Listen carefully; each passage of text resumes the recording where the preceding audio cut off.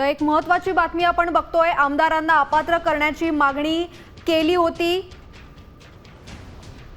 आता जी सुनावणी चालू आहे त्याच्या संदर्भातली एक मोठी बातमी आहे। आम्ही काही तात्पुरती संघटना नाही असं युक्तिवाद सिब्बल यांनी सुप्रीम कोर्टामध्ये केलेला आहे। तसंच शिंदेंची नियुक्ती ही मूळ पक्षाच्या घटनेनुसार झाली आहे। 2018ची घटना ही लोकशाही विरोधी होती असं सुद्धा सांगण्यात येत आहे आणि या निर्णयानुसार पक्ष रद्द करणं हाच पर्याय असल्याचं युक्तिवाद कपिल सिब्बल यांनी आता सुप्रीम कोर्टामध्ये केलेला आहे।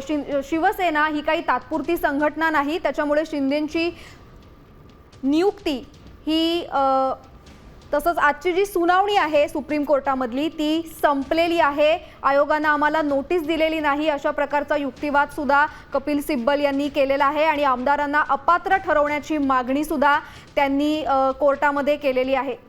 तसंच हा जो निर्णय होता तो लोकशाहीच्या विरुद्ध होता असं सुद्धा कपिल सिब्बल यांनी कोर्टाला सांगितलेलं आहे। आजची सुनावणी ही संपलेली आहे।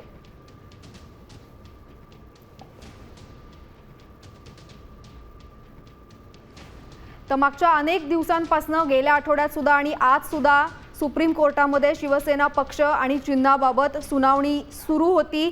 आजची सुनावणी संपलेली आहे। आज मुख्यत्वे करून आमदारांच्या अपात्रतेच्या निर्णयाविरोधात, निवडणूक आयोगाच्या निर्णयाविरोधात आणि राहुल नार्वेकर विधानसभा अध्यक्ष यांच्या निर्णयाच्या विरोधात